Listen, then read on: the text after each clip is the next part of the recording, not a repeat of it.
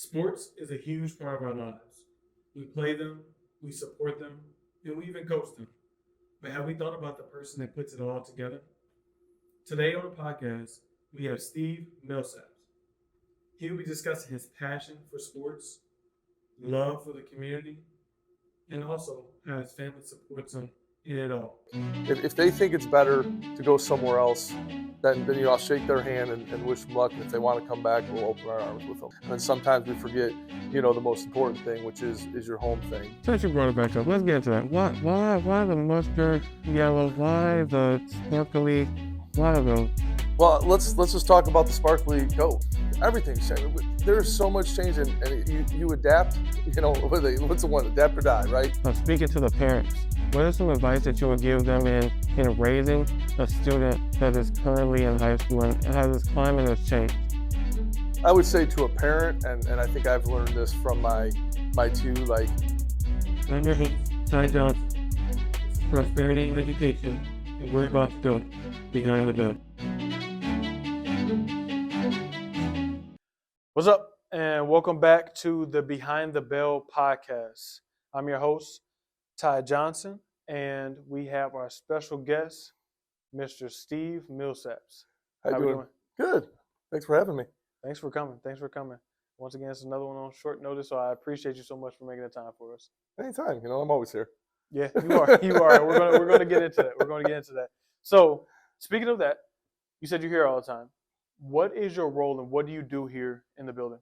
Well, I'm the Joliet West athletic director, soon to be activities and athletic director, but just the athletics running over there. I've been here since 2001. In the current athletic director role, it's been since 2008, since we took over. But just being around sports my whole life. Okay. And so you said the role is now about to change. What's going to be that change? So our department is going to be taking over the activities for Joliet West High School. Okay. So July 1st, 2025, we will be in all the IHSA activities, all the clubs activities here with athletics. We're also going to be hiring an administrator full-time coming up here in the spring to kind of help and assist in our department. That was going to be my very next question. Who is going to help take over that? Because you truly are here all the time. How many sports do we have currently? Well, we just added flag football and girls wrestling here, so we're at about 26. 26. Okay. And then what all does your role entail? Because you're here all the time. Is there a requirement that you have to be at a certain amount of events? I know you're over making sure that all the events run smoothly. You have some event managers. What does your role actually look like for your day-to-day? Well, you said requirement. I'm a firm believer you get in you get what you put in. Mm-hmm. So on any given day, anything could happen, right? That's kind of the cool and the scary thing about this job. Like you walk in one day, you don't know what could happen that day. But, in terms of, just my requirement, what I do, I'm just there for the coaches, there for the kids, and I wanted to get to see the most success that we could possibly have here at Joliet West High School. It's a lifestyle. Being here, second home, but I had my twins graduate here. It's their home. This is family to me, and the coaches and the faculty, the students here, they're part of me. So being here all the time and requirement, it's kind of just goes hand in hand because it's not really a requirement when you want to be here. For sure. And you hit on a good point. I just seen you a couple days ago. You were coming, your youngest daughter, was coming from practice. You were essentially just getting off work. It was around 5 or 6 o'clock. And you came to support the girls basketball team, the varsity girls basketball team.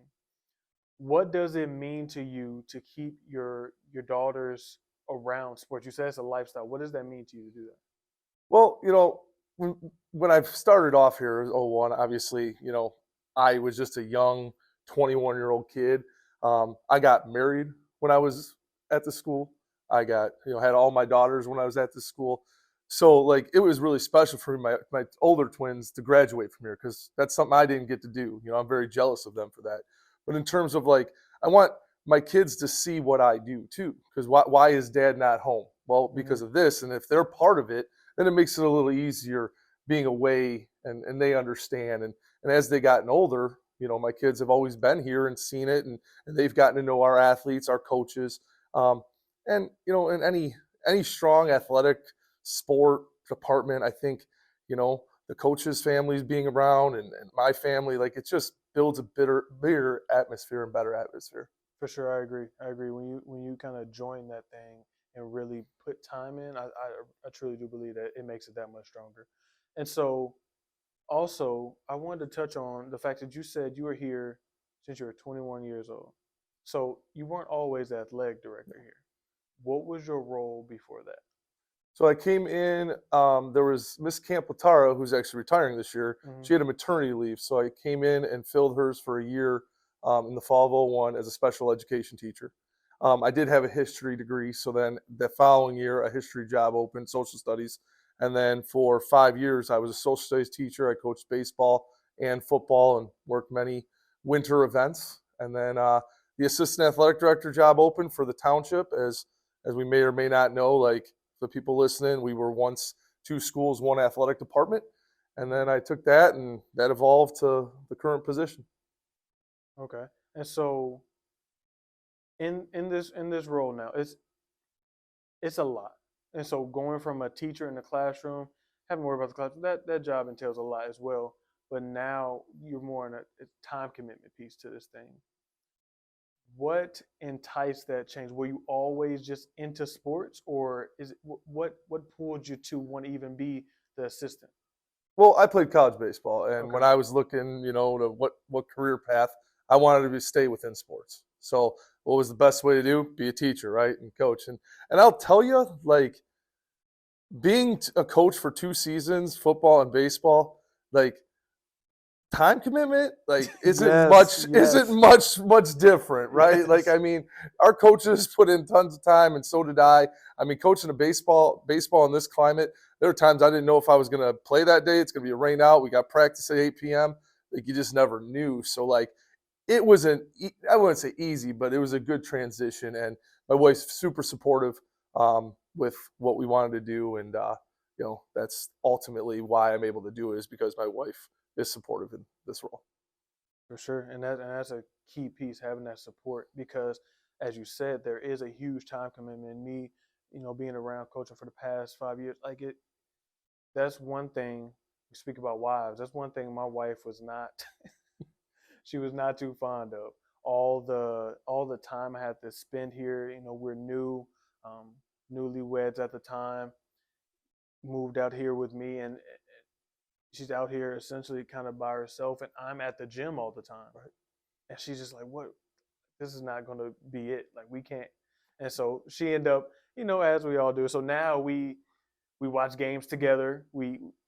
I stepped back from the full coaching role, so now we're going to come to games together and actually be with each other. So now she's fully immersed in it. But in the beginning, this is a learning curve to truly dedicate that amount of time to sports. Yeah, I mean, and it's not just the time on the court. Like, when we go home in all of our roles, we bring it home, and we're thinking, so we may be home with our significant others, but are we really there and present with them because we're thinking about what happened, or there's a situation going on? That's the toughest thing. And I had to learn, years ago, like, when I'm home, be where my feet are and be present. Yes, yes, and that's so huge. It's so much easier said than done, So, though. yeah, by far. And so, also in this role, a lot of different things have gone on. It's a lot of challenging times.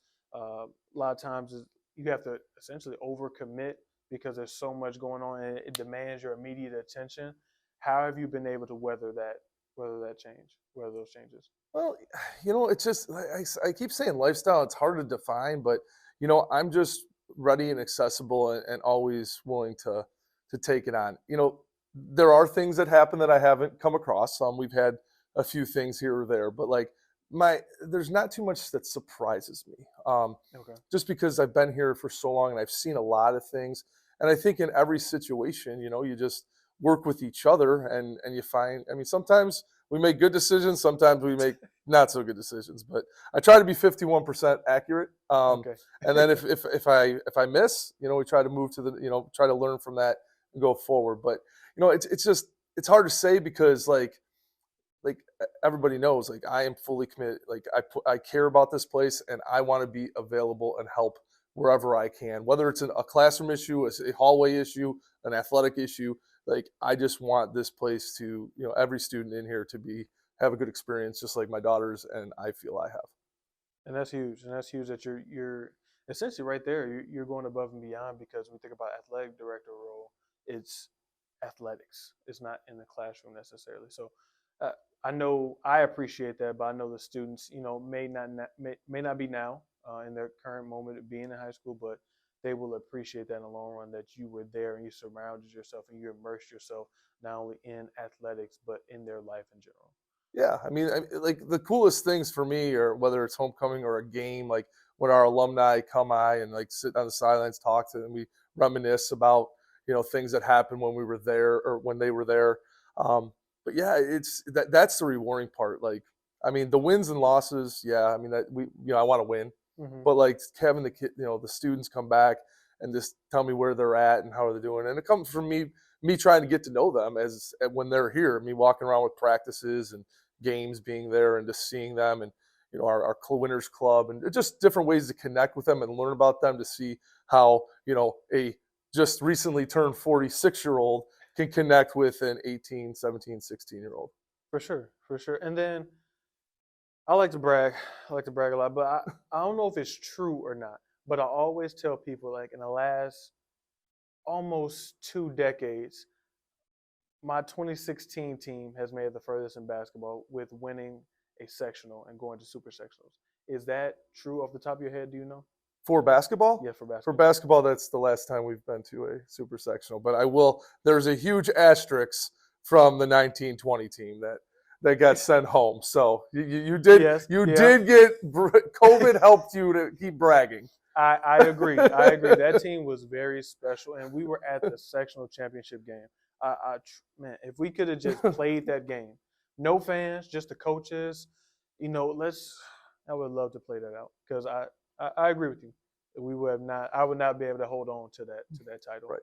And speaking of these changes, speaking of 2019, 2020, there has been an evolution of athletics in general. When we're talking about transfers, when we're talking about money that's being given to kids, and just media. There's just so much like what we're doing now. Right. A couple years ago, this wouldn't have been a thing. You do recordings of your own. How has this kind of changed your role, and how do you deal with a lot going on? Because even in a basketball program, we had an issue where a student when they transferred over, they weren't able to play for half of the season. How were you able to weather those storms, or have you been adapting to this change? Well, first, we try to make sure we get ahead of it, right? Like we want, especially with transfers coming in. I try to make sure we get the paperwork done and try to not have those situations like you mentioned where he couldn't play. And we had to do a lot of work for the first semester. But like everything, there's so much change and you adapt. What's the one? Adapt or die, right? So you have to adapt. Like Yeah. the transfer thing's not going away. Mm-hmm. Like the NIL stuff not going away.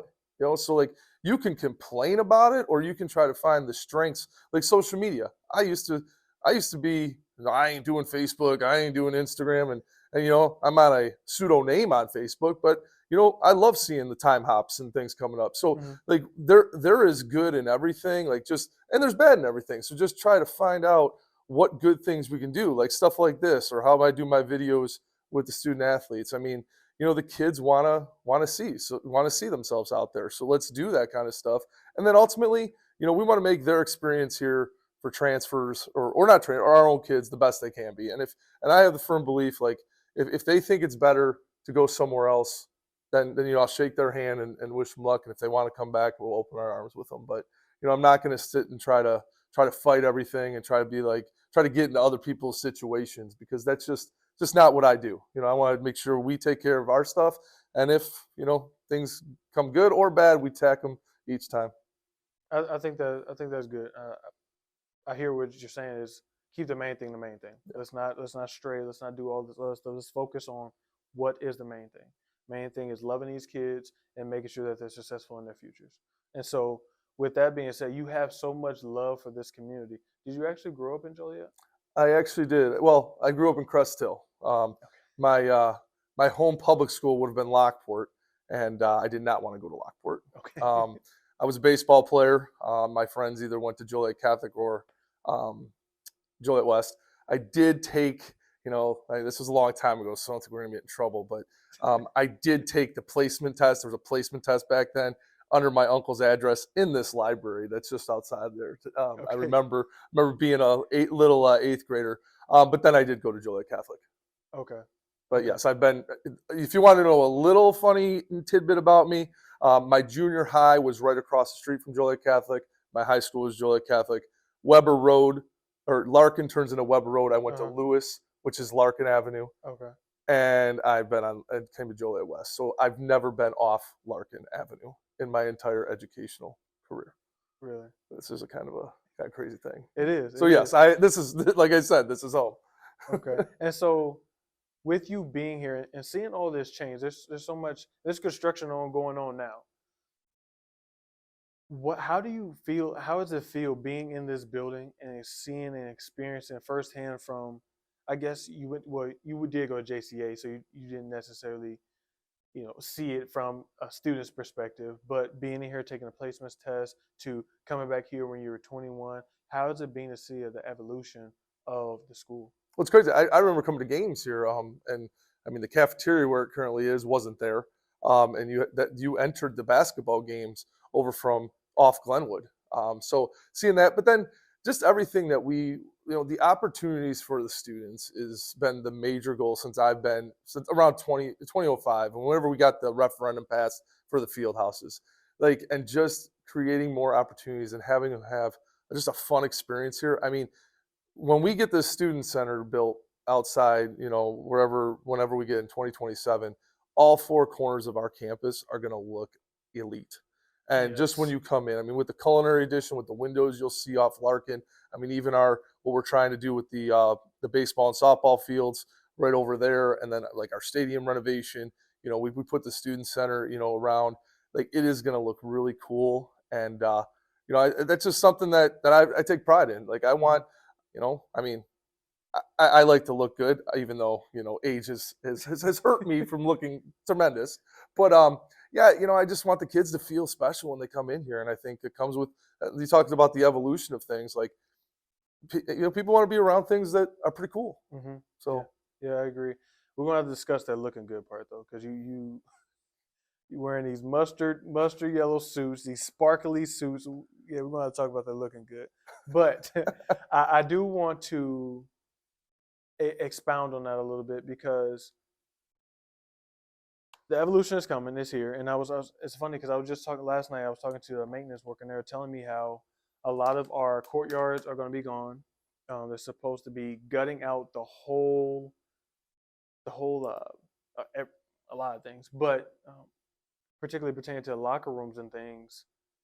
And that's supposed to be done for, I think it's going to be like a whole year project.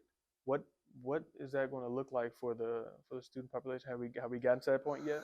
I don't think we've gotten there yet. I think that's why we're talking about where the placement of the student center is. We're still trying to figure that out. The ultimate thing is we have to do a lot of things in the summer, and we have to have minimal displacement of students, because we have 3,300 kids. This is a learning environment first. So I think that's in a lot of discussions, but just in our meetings that I've had this week, that's the main goal. How can we do these things without disrupting? So while it may take a little longer, overall, but we have to do more things in the summer or late spring to kind of catch up and kind of stuff. But again, most of the stuff is going to be 2027. I mean, again, that's probably the pinpoint, and that'll be here before we know it. I mean, for sure. That's for sure. We're already about to be in 2025 in a month or so. Yeah. So the main stuff, that's going to be probably that, and then there's some picking and choosing what we have to figure out where we are with our financials and all that kind of stuff. But yeah, it's going to look cool. For sure. And I see it now. I see the vision, just in the different things that's been added so far. I'm excited. I'm glad and I'm happy and I'm proud to be around, and yeah, I'm excited to see it. Now, on to what I believe is the most important thing. Let's dive deeper into the family. Yep. So you're a husband, you're a father, you're a son. Do you have any siblings? I have one stepbrother, yes. Okay. And what I know you talked about your wife being a support. What in your whole family being your immediate your daughters and your wife, how have they helped and propelled you to just be better each and every day? Well, so growing up, it was me and my mom for a while, Mm-hmm. and so that created a lot of independence by me.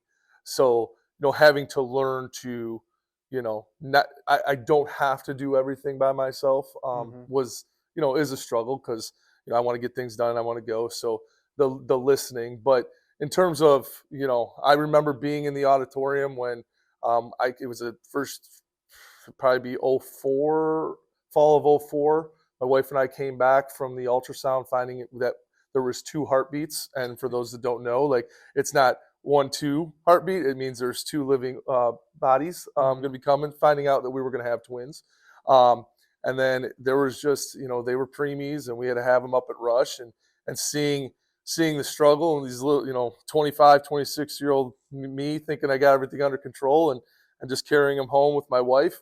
Um, having kids really just changes you, when you see Mm-hmm. it through a different eyes, and watching them grow up. Um, and I think, my wife and I, did no clue what we were doing raising kids at that age. And, you just figure it out. We, you know, we have a 10-year difference in my twins to my youngest, Maisley. Mm-hmm. But so we try to have learned a little bit off the line, but like when you see your children born, like, it's just a whole new purpose of your life. Like, it Mm-hmm. goes from, growing up, it's just you're taking care of yourself. Then it's when you have a significant other, a partner, it's a teamwork thing. And then when it's your kids, it's like, how can I make their lives the best? And I think when I interviewed for this job, that's what, I wanted. I was coming off of Joliet Township, where our school spirit was because we didn't have, we just were playing at different campuses. No one knew Mm-hmm. if they were Attire or Steelman. But I wanted to make this place awesome for one of my twins. My twins were very young at the time, but just when they came to school here, I wanted to make it awesome, or as best it could for them. And then the same thing, I get to retire when Maisley graduates here, and I want her to have a similar, if not better, experience.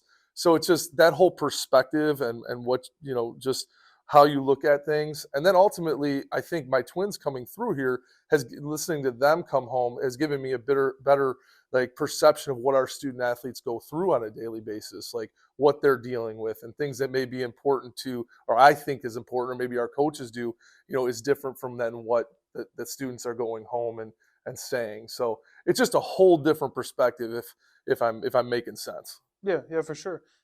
And in that, like, you're getting the feedback from your daughters. You probably get some feedback from your wife too about the time commitment and whatnot. So how do you keep that balance to ensure that you're spending an adequate amount of time at home, but then also spending an adequate amount of time to make this school environment better? I know you talk about being present where you are, but how did you truly?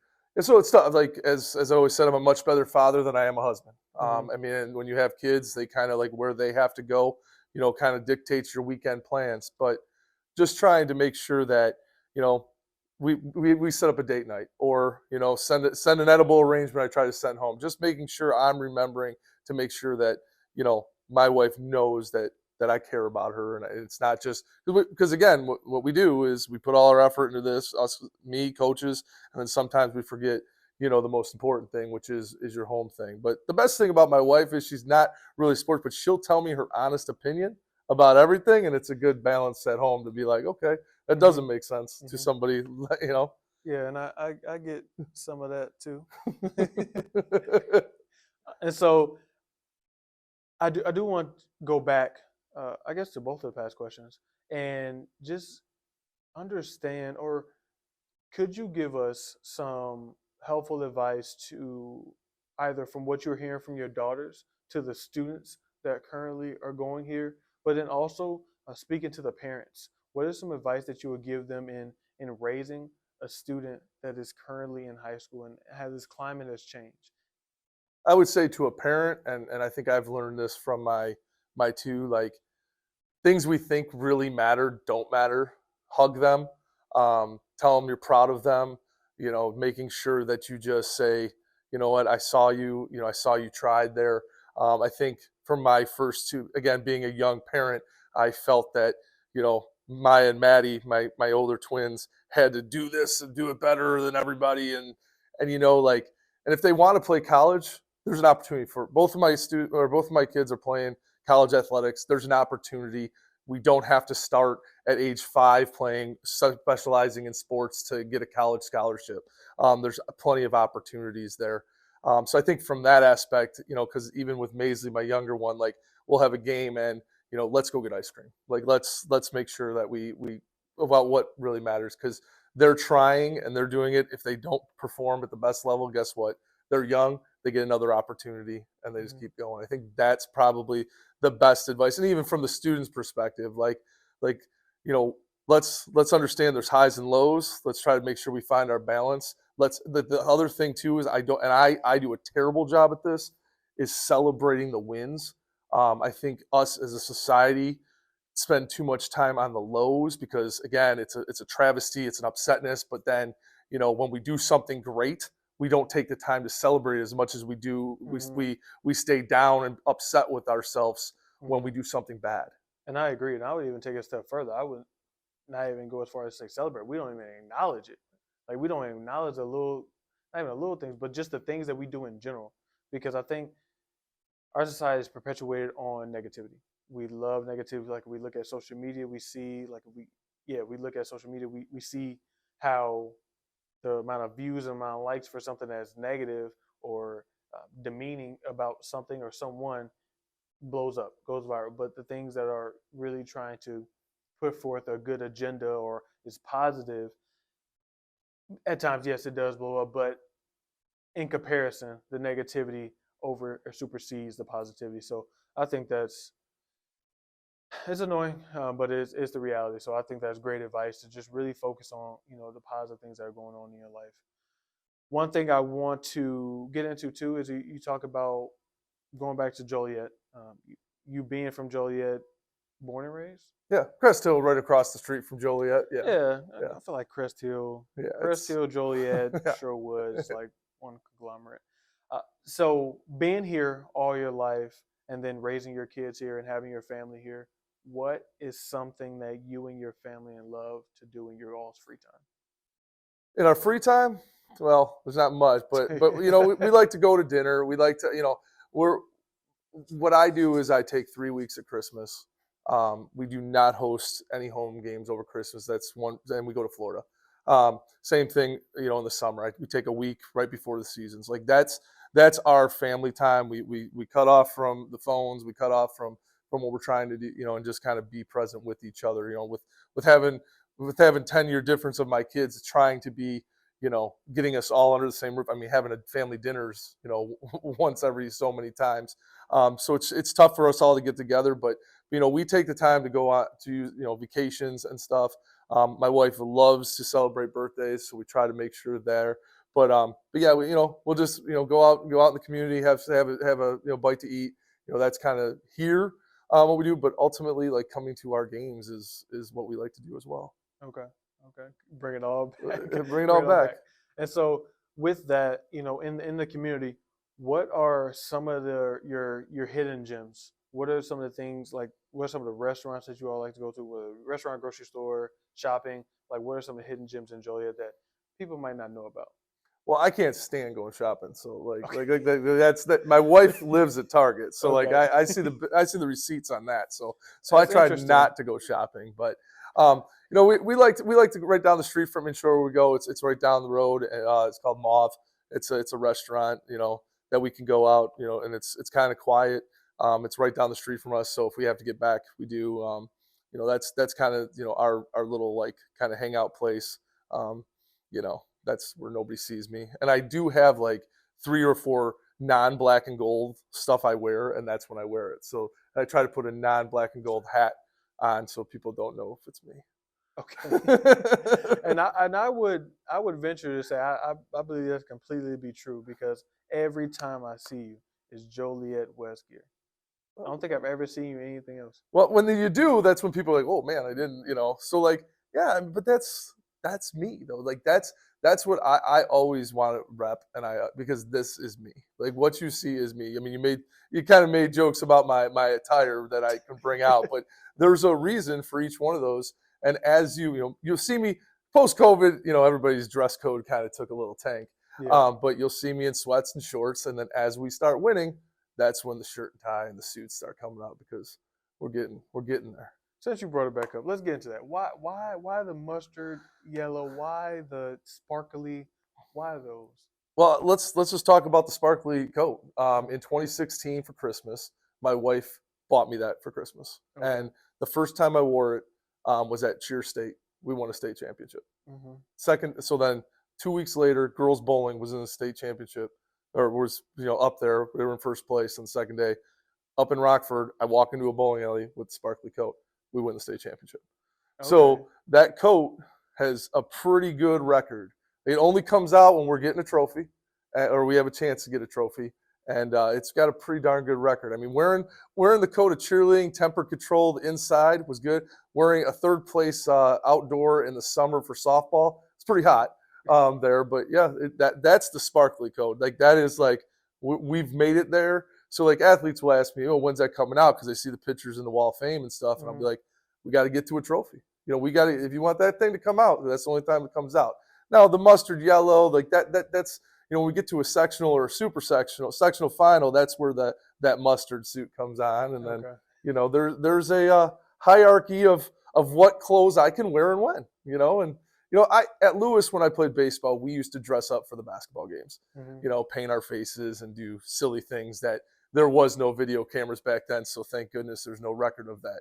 But that was when I came here. The dressing up is a little bit of my past of how excited I was to be, into that, supporting our men's basketball team at Lewis, and then to this, so like it just brought a little bit of my childhood into there. So for sure, and I think sometimes like when people look at you, they see a very serious man, but you have a fun side. I would deem you to be a fun guy in general. It's just nature of the job. Sometimes you have to be kind of on your P's and Q's, and you have to ensure and show that you mean business.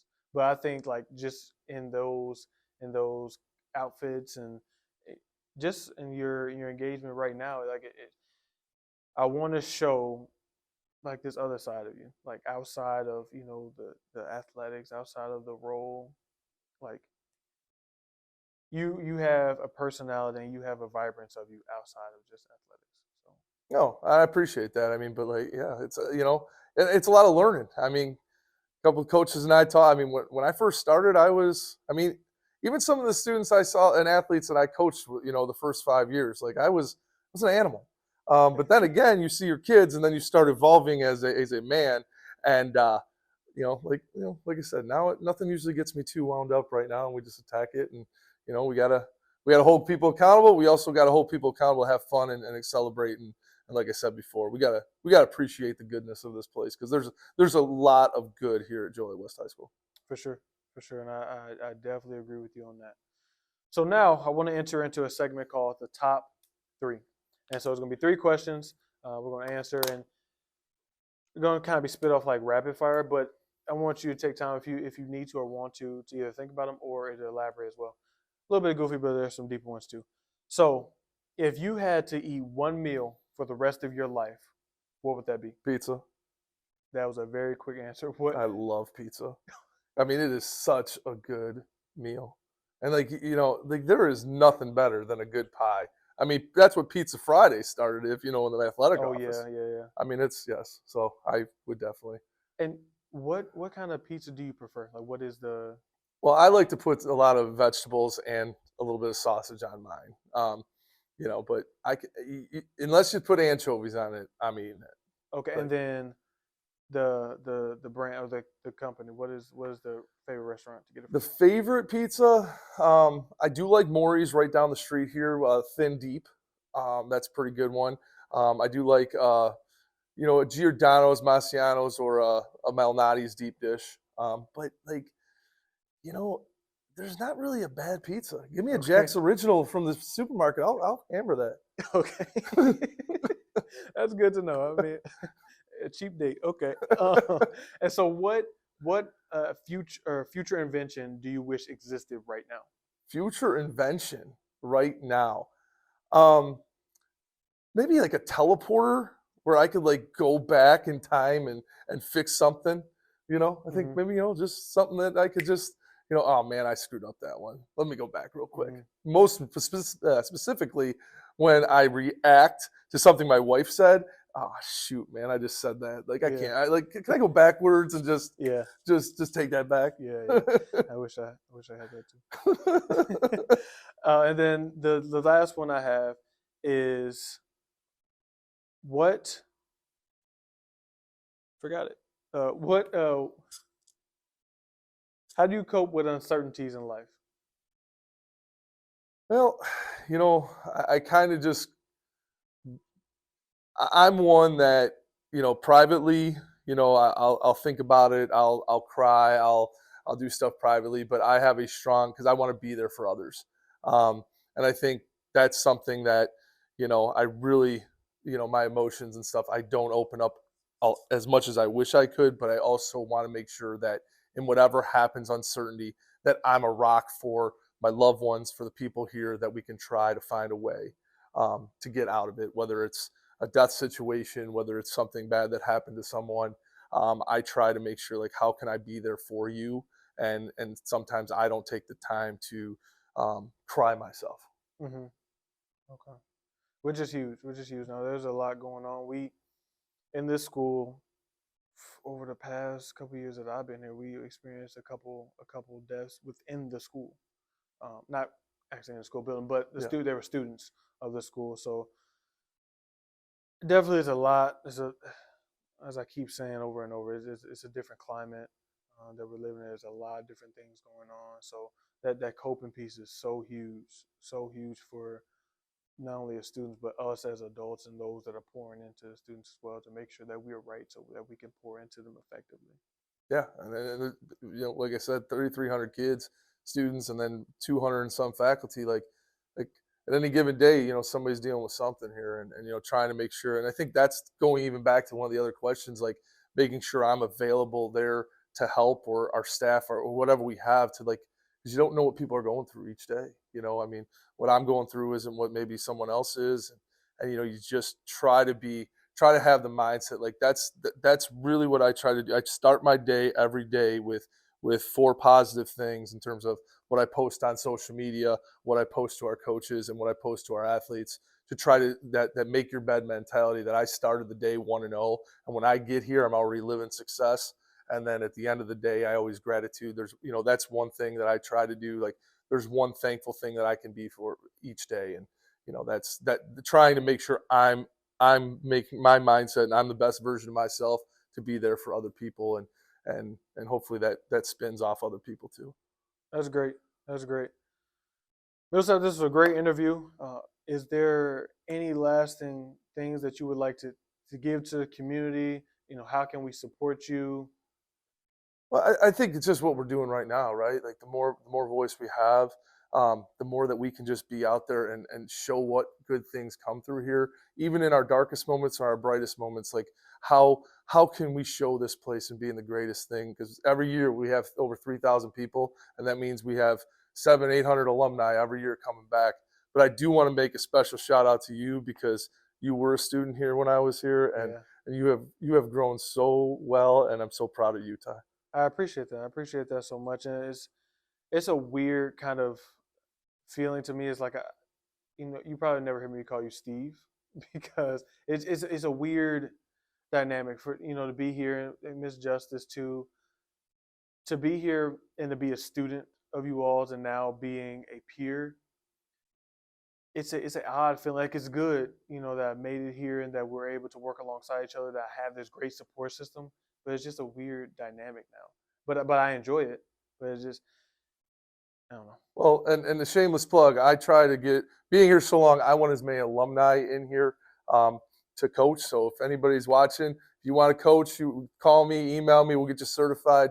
Or even if you're a student watching this and want to come back and give back to our school, I think one of the things I can never say, and I've been here since '01 is that I walk the halls in this building. And that's why I want as many of our staff to be those people that walk through here through the lives, kind of like the lives of our students leading, because I think it's so impactful. I agree. I agree. To be able to share that similar experience is so huge. It's so huge because you're able to speak to it more effectively. But still, you just being in Joliet, like you know the environment, you know the landscape, you know the lay of the land. Right. So that's so huge. Once again, thank you for the kind words. Thank you for being here. Thank you for just being who you are. We really do appreciate it. And that was it.